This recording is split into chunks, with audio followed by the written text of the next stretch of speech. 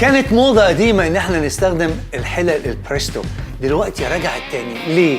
لانها بتطبخ لي حاجة بتاخد وقت طويل قوي في وقت قصير، في نفس الوقت الجودة بتاعت الطبق بتطلع اكتر من رائعة. عندي حتة استرالي من الكتف بقري تتحط هنا مع بصلاية وجزراية وشوية كرفس وسيبها. تعالى بقى تاني قطع وكل طعم، مفيش اجمل من كده. تعالى نعملها مع بعض.